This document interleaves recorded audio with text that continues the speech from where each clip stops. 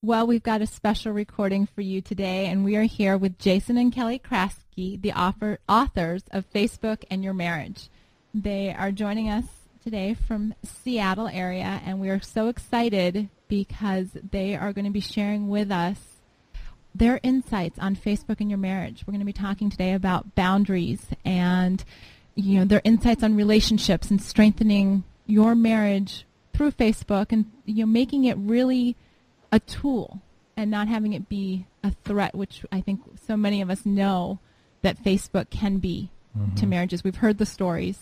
And many of you have heard about Elisa and I having our disagreements about Facebook over the last couple of months. Very much so. And so, Jason and Kelly, we want to welcome you to our One Extraordinary Marriage podcast. Great. It's great to be here. Thank you. I didn't realize that we were going to be doing an impromptu counseling session, though. So I guess. No, we have used some of the insights in your book to actually talk through Good. Some of our own Facebook issues. Good. So, Good. But we want to. You've written this book in such an interesting format. When I first got our copy, I loved the way that you chose to make it look like threads on Facebook. Using people's pictures and really kind of having the back and forth. What made you guys decide to go with that perspective? Well, the world doesn't need another marriage book.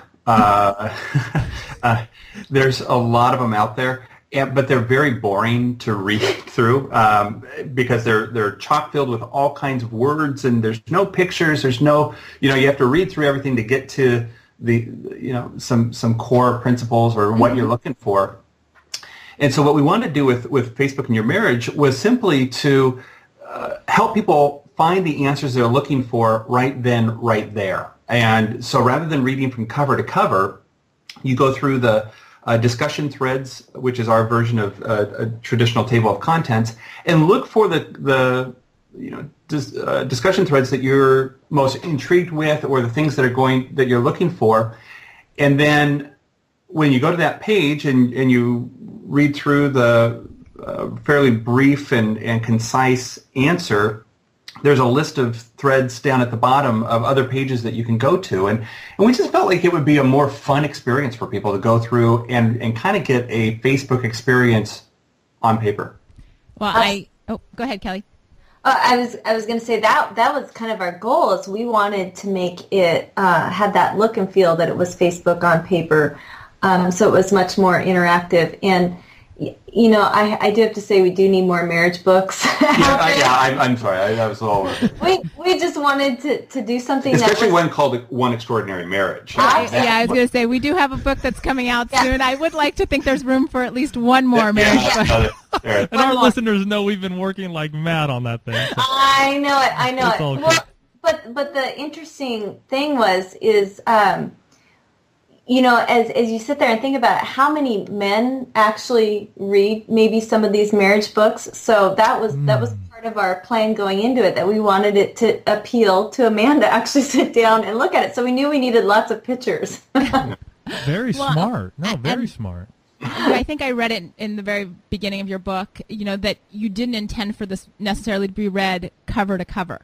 Right. That people could really, scroll. See, here I am talking like I'm on the computer. Scroll through, flip through, and find those topics that pertain to them. Whether, I love the fact that you include all of the Facebook nuts and bolts for those of us, like the whole poke thing. Right. A silly little thing, but you explain it so that people know all the background stuff, and then you really bring in how Facebook can impact your marriage in a lot of different ways. And I know, Jason, you've been in the marriage ministry for over 15 years. Is that? Yeah. Okay. Yeah. And so you've had a lot of experience even counseling couples and dealing with them prior to getting on Facebook. Right. And so you see how Facebook can really, probably the pros and cons of Facebook. I mean, it's interesting because Kelly and I were on it for about 6 months. I had been on it for a little bit and told her, Kelly, you really need to get on this thing. This was back in probably 2008. So it was before the big surge occurred. There's probably, I don't know, 150 million people on at that time. And so she got on, and we had a lot of fun finding people from our past and family members and, just all kinds of people on Facebook. And so a lot of people were starting to show up on Facebook as newbies, and so they were kind of turning to us for, hey, how do I do this and how do I do that? And so we were just kind of offering some suggestions and input on a regular basis. So being able to put it into a book form, because there's just things that irritate you, like, when a friend sends you all their updates on Farmville or Mafia Wars, Yes.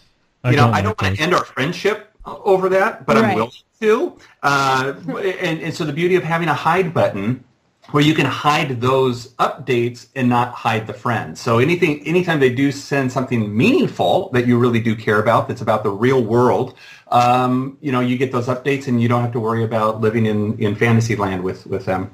I was so excited when I found the hide button. I have to admit, It'd be nice if they had a hide button at church sometimes, just... Stop. Hey, since we're talking about friending people on Facebook, we got one of our listeners sent in a question via Google Buzz, and she says, with infidelity in the past, it was huge who we decided to add to our friends list. Absolutely. The question is, how do we decide who we will be friends with? Well, that's actually an issue that prompted us to write the book. Prior to writing the two articles that we wrote, we did have our own experience where we were friending old high school relationships, boyfriends and girlfriends, and I came downstairs one day and said, "Hey, Jason, guess what? I just found my first love." Oh boy. Yeah. That 14 years into marriage, having a healthy, great marriage, and I'm like, great, wonderful. Yeah, what do you say?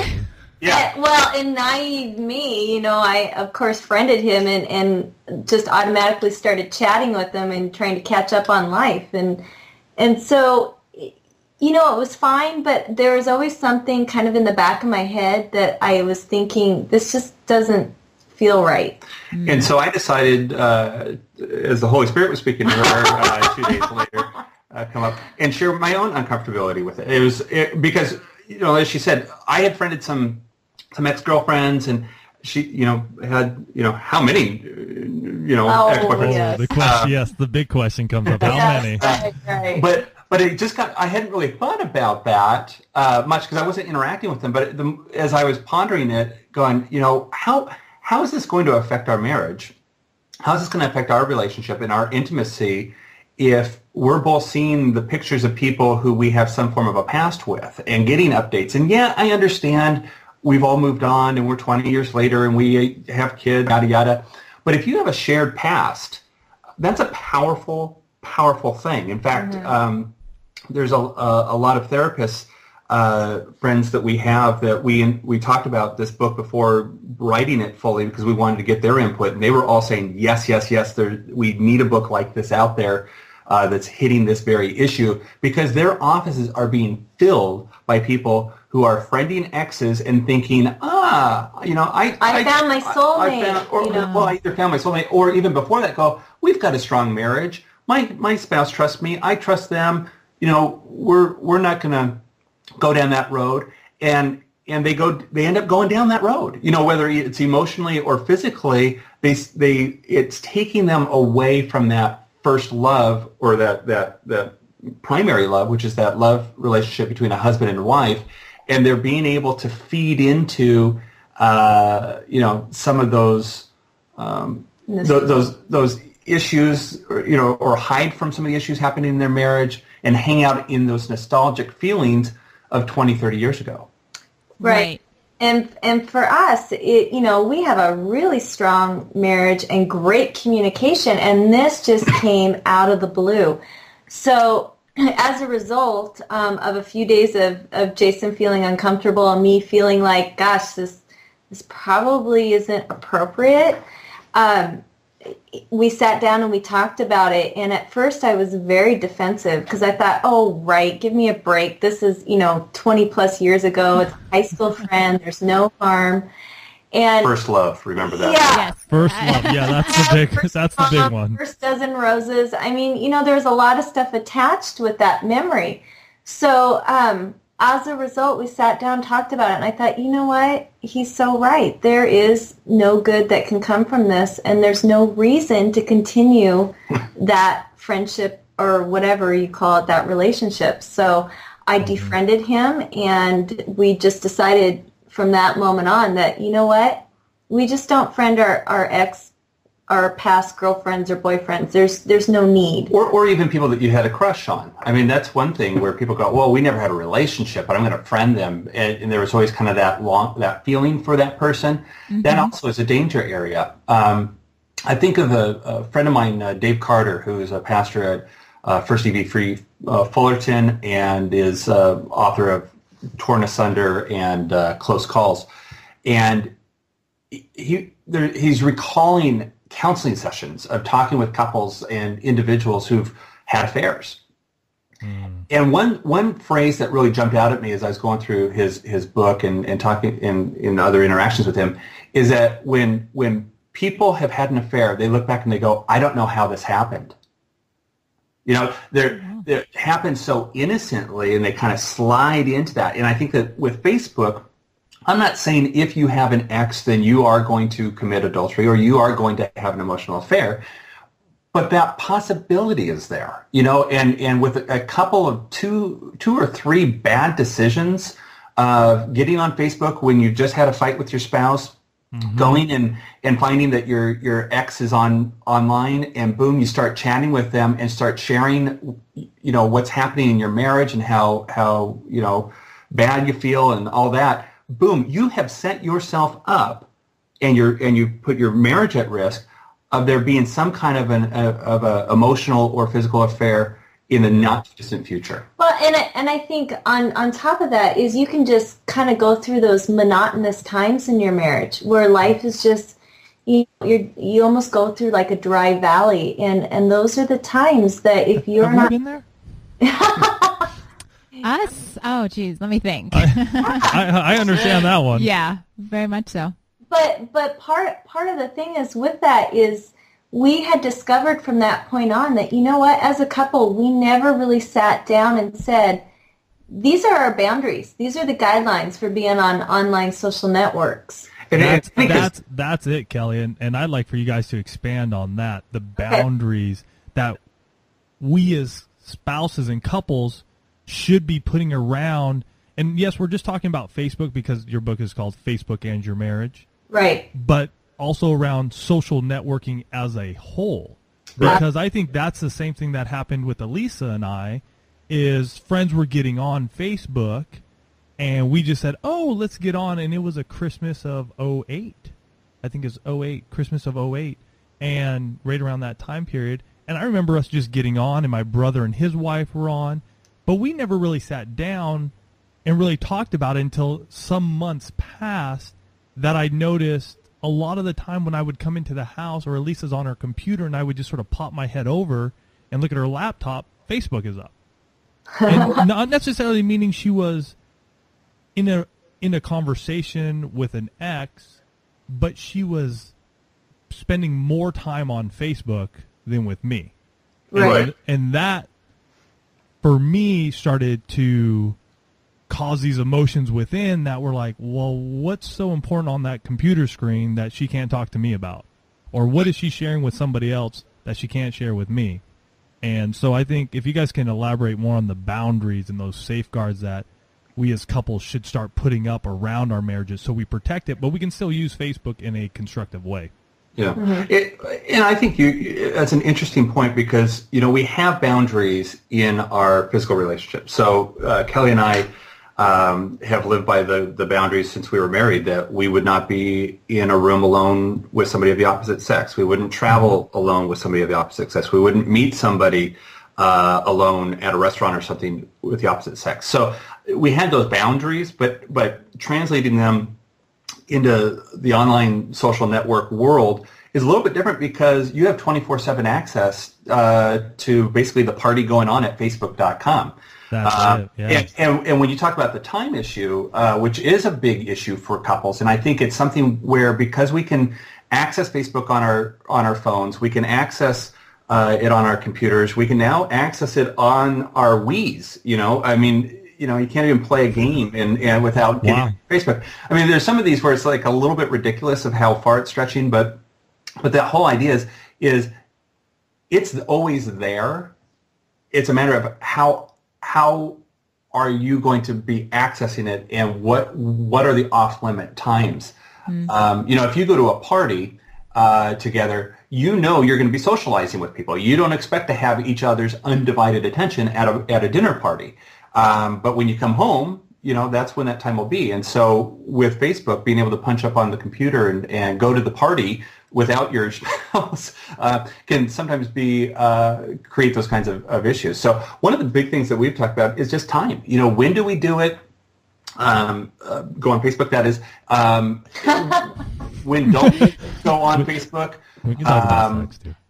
And then what are the kinds of things that are okay to talk about and share and what's not? And so it's up to every couple to figure that out. We're not going to come in and say, it's only got to be 10 minutes a day, or it's only got to be 30 minutes a day, or it should only be da-da-da. What needs to happen is that a husband and a wife need to talk offline and talk about what are we okay with. And if somebody's not okay with it, then you need to keep talking because there needs to be definitely balance in the relationship. A mutual agreement. And to piggyback on the whole boundaries that we had set when we first got married, not every couple needs obviously to have the same boundaries that we ascribe to as far as the not being in the room alone with somebody of the opposite gender. But the reason why we had done that, because we never wanted to give that look of, is the word impropriety? Mm-hmm. Yeah. Right. Yes. We never wanted to be in a situation where somebody could, start a rumor that, I saw so-and-so meeting with so-and-so. And that was just something that we had started from the beginning in our marriage. Partly we had that conversation because Jason was on staff at a church, and so we knew how that was, and watching leaders fall right and left from putting themselves in those situations. But even as Jason got out and started working with nonprofits and doing other jobs, we kept that same type of boundary, and it's remarkable because you just don't feel like you're setting yourself up for a bad situation to happen. So the amount of time you spend, we talked about, kind of who you friend, whether it's exes and old crushes. You may have some wacky family members or some bad influences. I say add them and then hide them. That way nobody's feelings get hurt. And absolutely, they think that you're friends, so they get your updates and they don't know the difference. Right. That's actually a really great suggestion, because I think everybody's got those people that, you kind of want a friend, but you don't necessarily need to know what's going on. Yes. Minute by minute, and you guys just both mentioned something that I thought was really important, and that's having the conversations offline. Right. And I know in Facebook and Your Marriage, you talk about having those About Us dates and taking time away from the computers where you discuss either what's going on specifically with Facebook or just what's going on in your marriage. Right. And I thought, if you could share a little bit about that with our listeners, because I think it's really important that we don't have our relationships play out on Facebook. I think there's a lot of danger to those updates where the bashing on one side or another, and how to handle the relationships offline off of Facebook. Right. Well, our About Us date, we came up with that idea because we basically feel that, when you're in a business, you're going to have business meetings. So why not have relationship meetings, so to speak? And I think a lot of times that even when we go out on a date, you hear all the time, well, don't talk about the kids and just focus on the two of you and just go out and have fun. Well, we also think you need to go out and you need to have a specific date where you are talking about things that are going on within your own relationship. And I think this would be a great opportunity to sit down and say, what does cross the line as far as being on these online social networks? What is something that absolutely, the one spouse would not go for? And I think as Jason and I stumbled onto Facebook, we'd never had those discussions before because we didn't need them. And then all of a sudden we're on there and we're, kind of learning as we're going. But with the situation with, friending some of the old past relationships, that's really what sparked us to sit down and say, okay, look, we need to agree on what's okay and what's not okay. And the other side of that was, spurred us on to write those 2 articles. And then we got this outpouring from people all over, a lot of heartbreaking stories, unfortunately. But then a lot of, letters back to us saying, thank you for finally, coming out and giving some kind of guidelines, because there really aren't any guidelines. Mm-hmm. So, and I think that's just key for our listeners to pick up on about this About Us date night, is really sort of, let's talk this stuff through, because communication in our marriage, and Elise and I talk about it a lot, and typically we're dealing with intimacy issues. But if we don't clear the air about what's happening online, it's really going to stop us as couples from really coming together when we want to be intimate, because there's a wall there that's blocking us from truly wanting to be intimate with our spouse. Absolutely. So I love the name you guys gave it to. I just like that, About Us. Yeah, and that's all it is. And it shouldn't be about the kids or, what happened with maybe your day at work or whatever, but it needs to be about the two of you. And I know as a woman, we tend to need to get our words out. So what a great opportunity. Yeah. But at the same time, it also sets both the husband and the wife up to have a meaningful conversation. So, sometimes, not to be sexist here, but a woman can be at home. She's just watched Dr. Phil. She's just watched Oprah, and she is ready to roll. She's got some shoes. He walks through the door, and all hell breaks loose. And he's really been blindsided by what she's discovered or what she's realized. And that's where the About Us date really evens the playing field. We know that we're going to have a discussion. We're going to be mentally and emotionally prepared for the conversation. Hopefully, if a couple hasn't already, that they can find a communication skill program that works for them. We've got some skills in the book at Facebook and Your Marriage back in the last chapter. But you really need to go into those with thought and effort, and not make it that this is my one and only time to ever talk about these issues. No, this is the beginning of several times for us to meet and talk about us. Yeah, you don't want to sit there and make this I've got things to talk to you about. Because otherwise the other spouse is going to be like, I don't like these About Us dates. Yeah. The About Us date has turned into an About You date, and I'm about what I'm not doing. Right. Well, and I think, by scheduling that, just as you guys said, as you would a regular business meeting, and sort of laying out, almost like an agenda, it gives both sides time to think about it without having that, I'm just going to blow you out of the water with what I've got to talk to you about tonight. Right. And when we originally started those, there were a few times where I would get a little nervous and apprehensive about, I don't think I really want to go on this About Us date. Can I skip this date with that? Yeah. Can we just reschedule it for next week? I've got a lunch meeting somewhere. I've got to be. Yeah. One of the things, and I actually saw this with one of my friends this past week. She's been on Facebook for a while, and her husband. What's a while? Like a year? I don't know.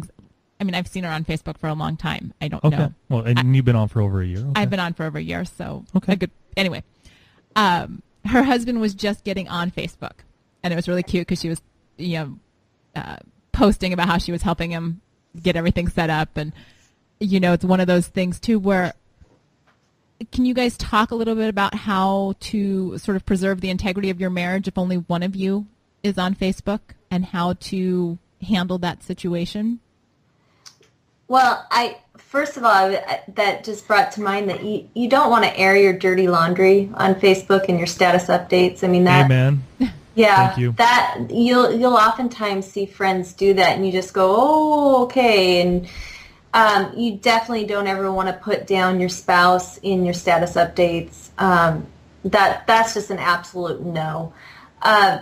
If one is on and the other is not, you just want to build your spouse up whenever you talk about them. And I think you do need to reference them quite often so that people do realize that you are married if they're not on there. Now, obviously, you want to set your status relationship to married right away, so that it's almost like the wedding ring, that it's shown and seen, and people can see that on the sidebar that you are married.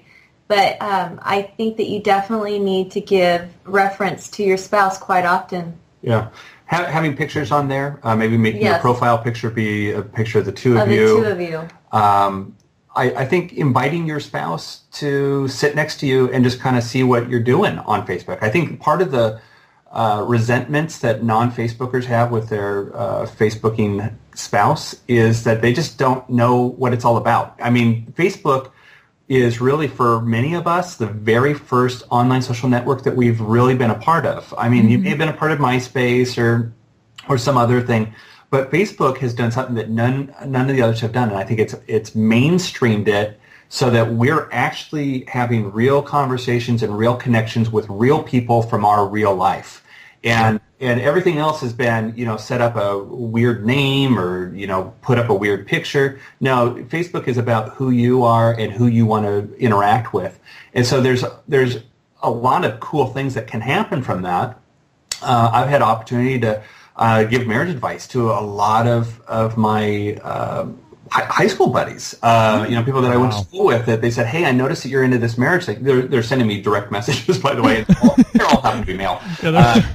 But they, they're wanting some advice to help their marriage because they're hitting the doldrums or whatnot. So, but one of the cool things about that, with it not being like a fake world as some of these other online social networks where you can kind of pretend that you're somebody that you're not, with these people being your authentic friends, you're able to like kind of keep up with what's going on with life right now, so that when you do run into them, you're not having these surfacey conversations.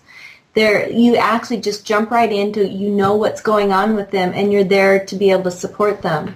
And so by having your non-Facebooking spouse next to you, kind of seeing all that, they're left out. Well, they may feel left out, but at least now they're able to understand it more, and they may want to get on at some point and go, oh, so and so's on here, or they may just want to hang out with you going on it from time to time. But I think it's definitely something you need to have an offline conversation about it, because it is going to have an impact, and you need to be sensitive to the amount of time you're spending on it, who you're friending, the ways you're interacting with those friends, and any issues that arise. And Elise and I have a couple that she was a childhood friend of mine, and she was on there first. And when her husband came on, he opened an account, then closed it, and now they have a shared account. Yeah. And I thought that was really cool that they were willing to do that, because then it really just takes off the mask of what you're doing on Facebook, because either of them can get on that account at any time, and they know what's going on, and they sign it. When they do an update, they'll sign it who it's from. Right. Yeah. We have lots of friends who do that as well, and we haven't done that primarily just because we tend to share a lot of the same friends. So we'll go on each other's wall quite often and just kind of see who's on there and chatting. But we have had some friends where this was an issue for them, and so they decided to do a joint account, and that's what works. And So we're all for, whatever's going to work for the two of you as long as you both can agree on it. Yeah.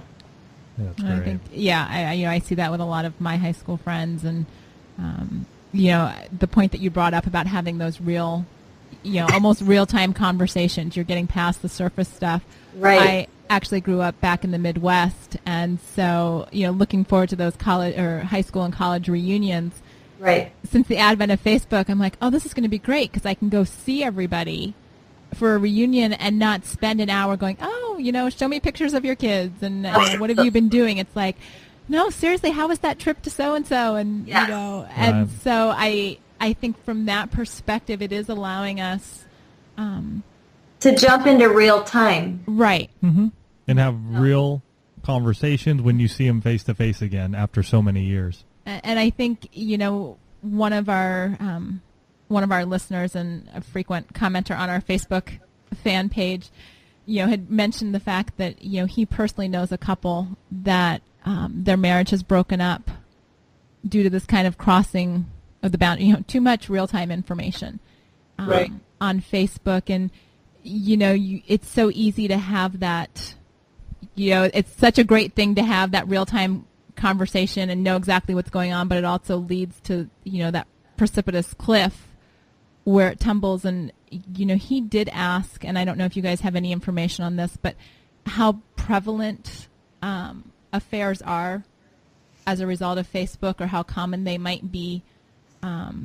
He's involved in his church, and, I'm sure as many of us are, we know that, there is no affair proof.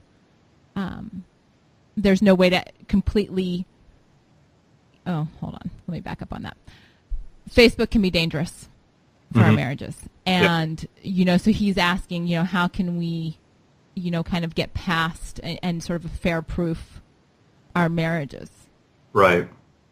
Yeah, and that's where, taking some precautions, and it's not just about you. I mean, it's been interesting reading some of the articles that have been posted in newspapers and videos that we've done recently with the kind of the pseudo press tour we've done.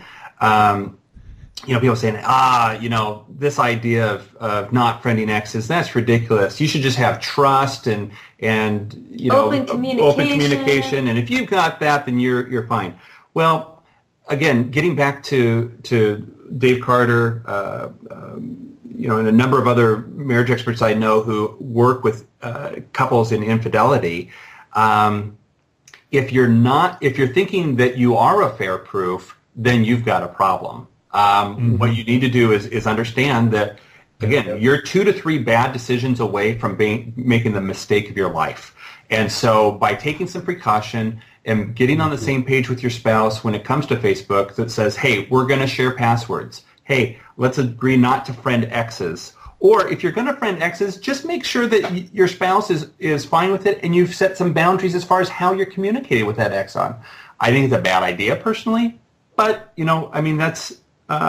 that's for each couple to that's decide. For you to decide.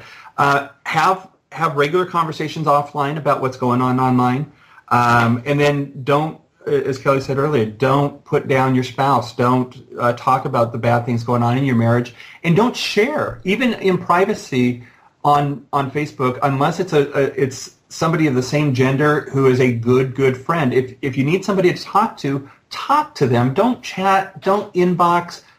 Get on the phone and say, hey, I've got something going on in my marriage. But it's got to be somebody of the same gender. You do not want to go to somebody, I don't care if they were your bestest BFF ever, back in high school, and they were of a different gender. You don't cross genders when you're talking about your marriage issues.